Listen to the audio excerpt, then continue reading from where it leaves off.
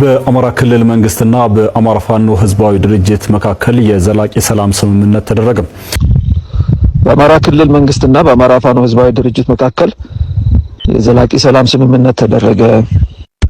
በሁለቱ ወገኖች ስምምነት በአደራዳሪነት የአፍሪካ ህብረትና ኢጋድ ተሳትፈዋል ተብለው በሌሉበት የወጣው የአገዛዙ ዜና ፍጹም ውሸት መሆኑን ህዝብም ያለም አቀፉ ማህበረሰብም እንዲያቅልን እንወዳለን።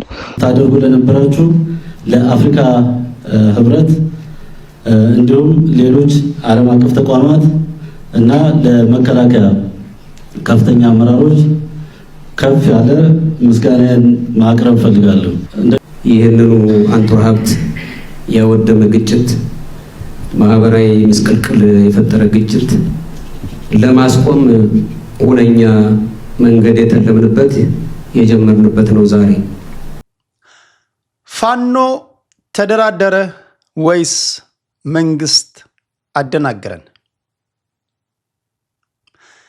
የሰሜኑ ጦርነት ማለትም በህዝባዊ ወያኔ ሓርነት ትግራይ ህወሓትና በፌዴራል መንግስቱ ማለትም በብልጽግና መሃል ሲደረግ የነበረው ጦርነት ደቡብ አፍሪካ ፕሪቶሪያ ላይ በድርድር ተቋጨ ተባለ። ወዲያው አማራ ክልል በፋኖ ኃይሎችና በፌዴራል መንግስቱ መሃል ሌላ ጦርነት ተቀሰቀሰ። አንዳንዶች ለዚህ ጦርነት መቀስቀስ የአማራ ፋኖ ኃይሎች የፕሪቶሪያን ስምምነት በመቃወማቸው የመጣ ነው ሲሉ፣ ሌሎች ደግሞ የለም የአማራ ህዝብ ለዘመናት የቆየ ለዓመታት የቆየ ጥያቄ ነበረው፣ ያ ባለመመለሱ የፕሪቶሪያውን ስምምነት እንደ ተርኒንግ ፖይንት ተጠቀሙት እንጂ ዋነኛ ኮዛቸው ያ አይደለም ሲሉ ይሞግታሉ። የሆነው ነው በፌዴራል መንግስቱና በፋኖ ኃይሎች መካከል የተጀመረው ጦርነት እነሆ 3ኛ ዓመቱ ሊደፍን ጥቂት ወራቶች ቀርተውታል። ይህ በአጭር ይቋጫል ተብሎ የተጀመረው ጦርነት በፋኖ በኩል 4 ኪሎን ለመቆጣጠር፣ በፌዴራል መንግስቱ በኩል ደግሞ ትጥቅ አስፈትቶ ክልሉን ከታጣቂዎችን ለማጽዳት ታስቦ የተጀመረ ነበር። እንደሚታወቀው በጦርነት ተጀምሮ በጦርነት ያለቀ ታሪክ የለም። አፍተር ዋር there must be a peace process። ወንድሜ ካፕቴን ማስረሻ ሰጤ እንደገለጸው በተደጋጋሚ በግጭት አዙሪትና በድህነት ሲዳሽቅ የኖረ ክልል እና ከዚህ ለመውጣት የሚያደርገው እንቅስቃሴ በጎ ፍሬ መጀመር የነበረበት ቢሆን የቀጠለበት ጊዜ ቢኖርም ቀላል ነው እየተባለ የተጀመረው ጦርነት አስቀድሜ እንዳልኳቸው ይኸው የብዙዎችን ህይወት እየቀጠፈ ሚሊዮን ተማሪዎችን ከትምህርት ገበታቸው ከልክሎ በቢሊዮን ብር የሚገመት ንብረትና የተለያዩ መሰረተ ልማቶችን አውድሞ አሁንም እንደቀጠለ ነው። በመንግስት በኩል አሁንም ደጋፊዎቻቸውን ብትጠይቋቸው ይህ ጦርነት ቀላል ነው፣ ለቀማ ላይ ነን፣ ጨርሰነዋል የሚል ምክንያት ሲያቀርቡላችሁ ታደምጣላችሁ። በፋኖች በኩል ደግሞ ወደ 4 ኪሎ እየቀረብን ነው፣ መንግስትን እያሽመደመድን ነው፣ ጨርሰናል፣ እያጠናቀቅን ነው የሚል መከራከሪያ ሲናገሩ ታደምጣላችሁ። ጦርነቱ ግን አሁንም አልለየለትም። የሁሉም ጦርነት መጨረሻው ድርድር ነው ቢባልም የፋኖና የፌዴራል መንግስት ውጊያ ግን ለድርድር ምቹ አይደለም። ለዚህም አሁንም የተለያዩ መላምቶች ይቀመጣሉ። በመንግስት በኩል የፋኖ ኃይሎች አደረጃጀታቸው ለድርድር ምቹ አልሆነልኝም የሚል ክስ ሲቀርብ፣ በፋኖች በኩል ደግሞ መንግስትን ካላሸነፍን 4 ኪሎ ካልገባን በቀር በድርድር የምናስመልሰው ምንም አይነት ጥያቄ የለንም የሚል ሌላኛው መከራከሪያቸው ነው። ከሀገር ሽማግሌዎች እስከ አፍሪካ ህብረት፣ ከገለልተኛ የሚባሉ ተቋማቶች እስከ አሜሪካ ኤምባሲ ድረስ ሁለቱን ኃይሎች ለማደራደር ቢሞከር አሁንም ሳይሳካ ቀርቷል። እንግዲህ ድርድሩም ጦርነቱን ባለየበት ሁኔታ ነበር ትላንት የአማራ መገናኛ ብዙሃን በአማራ ክልል መንግስትና በአማራ ፋኖ ህዝባዊ ድርጅት አፋሕድ ነው የሚባሉት መካከል የዘላቂ ሰላም ስምምነት ተደረገ ሲል እንዲህ የዘገበው። በአማራ ክልል መንግስትና በአማራ ፋኖ ህዝባዊ ድርጅት መካከል የዘላቂ ሰላም ስምምነት ተደረገ። ስምምነቱ የክልሉ መንግስት ለሰላም የሰጠው አማራጭ አንዱ አካል የሆነና ለቀጣይ የህዝብ ሰላማዊ እፎይታ መሰረት የሚጥል ነው ተብሏል። የሰላም ስምምነቱ በአማራ ክልል ርዕሰ መስተዳድር አረጋ ከበደና በአማራ ፋኖ ህዝባዊ ድርጅት ተወካይ ካፒቴን ማስረሻ ሰጤ መካከል ተደርጓል። ይህ ዜና ሲሰማ በተለይም ግማሹ ህዝብ ሰላምን የመሰለ ነገር የለም እንኳን ደስ አላችሁ እንኳን ደስ ያለን እየተባባለ ሲደሰት፣ የተቀረው የፋኖ ደጋፊ ደግሞ ከፍተኛ መደነጋገር ውስጥ የገባበት እንደነበረ ለመታዘብ ችለናል። በነገራችን ላይ ፋኖ በሁለት የተከፈለ ነው። አንደኛው አማራ ፋኖ ብሔራዊ ኃይል ሲባል አፋብኃ ይባላሉ በምህጻረ ቃል። ሁለተኛው የፋኖ አደረጃጀት ደግሞ የአማራ ፋኖ ህዝባዊ ድርጅት ወይም አፋሕድ ይባላል። መንግስት ተደራደርኩ ብሎ በዜና የነገረን እስክንድር ነጋ ከሚመራው አፋሕድ ጋር በተወካዩ ካፒቴን ማስረሻ ሰጤ አማካኝነት እንደሆነ ነበር። ዘግየት ብሎ ግን የአፋሕድ አመራሮች ድርድሩን እንደማያውቁትና ተደራደረ የተባለው ማስረሻ ሰጤም ከሳምንት በፊት በስነ ምግባር ጉድለት የተባረረ መሆኑን ገለጸ። ጤና ይስጥልኝ። በአማራ ክልል መንግስትና በአማራ ፋኖ ህዝባዊ ድርጅት መካከል የዘላቂ ሰላም ስምምነት ተደረገ። በሁለቱ ወገኖች ስምምነት በአደራዳሪነት የአፍሪካ ህብረትና ኢጋድ ተሳትፈዋል ተብለው በሌሉበት የወጣው የአገዛዙ ዜና ፍጹም ውሸት መሆኑን ህዝብም የዓለም አቀፉ ማህበረሰብም እንዲያውቅልን እንወዳለን። በአፋሕድ በኩል በስነ ስርዓቱ ላይ ተገኝቶ ፈረመ የተባለው ማስረሻ ሰጤም ከድርጅት አመራርነት ብቻ ሳይሆን ከድርጅት አባልነትም በዚህ ሳምንት መታገዱን የሚገልጽ መግለጫ ማውጣታችን ይታወሳል።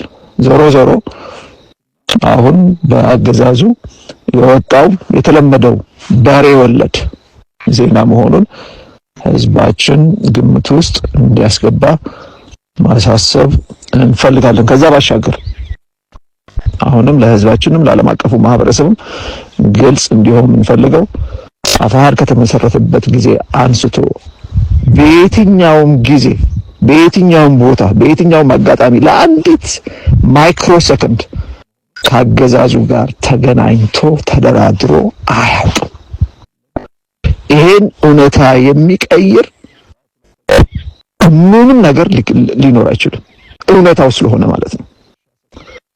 ከዛ ውጭ የሚፈበረኩ ተረቶች መጨረሻው የፈበረኩትን ከማዋረድና ከማቅለል ባሻገር ምንም ያመጣው ፋይዳ የሌለ መሆኑን ለማሳሰብ እንወዳለን።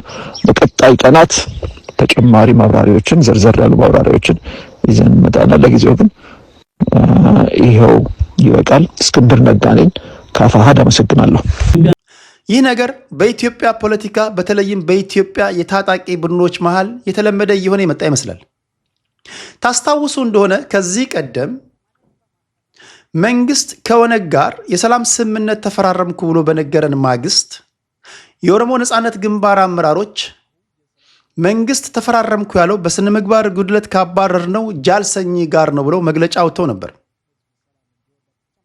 ድሪባ ኩምሳ ወይም ጃልመሮ ዋነኛው የኦነግ መሪ ሲሆን ጃልሰኝ ጋር መንግስት ተፈራረምኩ ያለው ውሸት ነው በሚል ማስተባበያ ሰጥተው ነበር።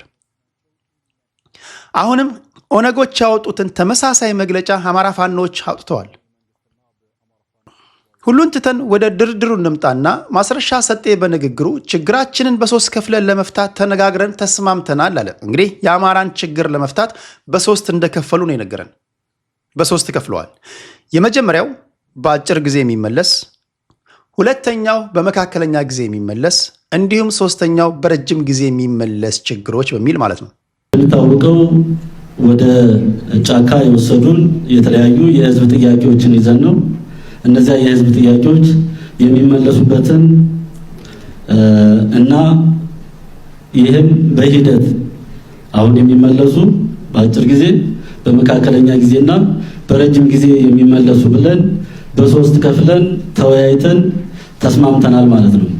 ነገር ግን የትኞቹ ችግሮች በአጭር ጊዜ፣ የትኞቹስ በመካከለኛ ጊዜ፣ የትኞቹስ በረጅም ጊዜ እንደሚመለሱ እንደተነጋገሩና እንደተስማሙ ማስረሻ በንግግሩ ለደጋፊዎቹና ለተከታዮቹ አላስረዳም።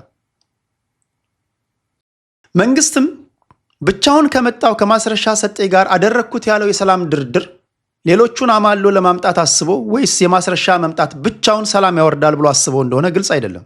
ምክንያቱም የእነ እስክንድርን መግለጫ ያደመጠ ሰው አሁንም የአማራ ፋኖች በጫካ ውስጥ እንደሆኑ ይረዳል። አሁን ጥያቄው ለመንግስትም ለፋኖችም ነው። መንግስት ከፋኖ ኃይሎች ጋር ተደራደርኩ ብሎ ያሳየን ማስረሻ ሰጤን ነው። ማስረሻ ሲመጣ ምን ያህል ሰራዊት ይዞ መጣ? በእውነት ሌሎች ውስጥ ጫካ ውስጥ ባሉበት በዚህ ሰዓት ከማስረሻ ጋር የሰላም ስምምነት መፈራረምስ መሬት ላይ ለውጥ ያመጣል? የታሰበውን ያህል ሰላም ሊያመጣ ይችላል? ለፋኖች ማንሳት የምፈልገው ጥያቄ ደግሞ ድርድር የምታደርጉ ከሆነስ ትክክለኛ ወኪላችሁ ማን ነው? ምክንያቱም የትኛው የእናንተ ትክክለኛ ወኪል እንደሆነ አይታወቅም። አሁንም 4 ኪሎ ካልገባን በቀር ድርድር የለም ከሚለው አቋማችሁ ጋር እንደጸናችሁ ነው። ለህዝቡ ማንሳት የምፈልገው ጥያቄ ደግሞ መንግስት ከፋኖ ኃይሎች ጋር ተደራደርኩ ብሎ በሰራው ዘገባ እውነት ተደራድሯል ብላችሁ ነው የምታምኑት ወይስ አደናግሮናል ብላችሁ ነው የምታምኑት? የሰላም ስምምነት ያደረግነው በመገዳደል የሚመጣ ጥቅም ባለመኖሩ ነው ሲሉ የኦሮሞ ነጻነት ሰራዊት አመራር ጃልሰኝ ነጋሳ ገለጹ። የሰላም ስምምነቱ ዋና ዓላማም የክልሉን ህዝብ ሰላም እንዲያገኝ ለማድረግ በማሰብ ነው ሲሉ ለመገናኛ ብዙሃን መግለጫ ሰጥተዋል። አቤል ሙልጌታ ዝርዝር አዘጋጅቷል። በቅርቡ የሰላም ስምምነት የፈረሙት የኦሮሞ ነጻነት ሰራዊት አመራር ጃልሰኝ ነጋሳ ስምምነቱ የክልሉን ህዝብ ሰላም እንዲሆን ለማስቻል መሆኑን ተናግረዋል። የሰላም ስምምነቱን ተከትሎ በማህበራዊ ሚዲያ ላይ የተለያዩ አሉባልታዎች እንዳሉ የገለጹት አመራሩ በክልሉ ያለውን ሁኔታ የማይረዱ ናቸው ይህን የሚያደርጉትም ብለዋል። በአማራ ክልል መንግስትና በአማራ ፋኖ ህዝባዊ ድርጅት መካከል የዘላቂ ሰላም ስምምነት ተደረገ። ስምምነቱ የክልሉ መንግስት ለሰላም የሰጠው አማራጭ አንዱ አካል የሆነና ለቀጣይ የህዝብ ሰላማዊ ፎይታ መሰረት የሚጥል ነው ተብሏል። የሰላም ስምምነቱ በአማራ ክልል ርዕሰ መስተዳድር አረጋ ከበደና በአማራ ፋኖ ህዝባዊ ድርጅት ተወካይ ካፒቴን ማስረሻ ሰጤ መካከል ተደርጓል። አሜሪካዊው ባለ 4 ኮከብ ጄኔራል ኖርማን ኸርኮቭ እንዲህ የሚል ዘመን ተሻጋሪ ምክር አለው። ጦርነትን አስመልክቶ ለሰላምና ነገሮችን በንግግር ለመፍታት ብዙ በደከምክና እስኪያልብህ በሰራህ ቁጥር ልታፈስ የነበረውን ደም ትቀንሳለህ ይላል። ሰላም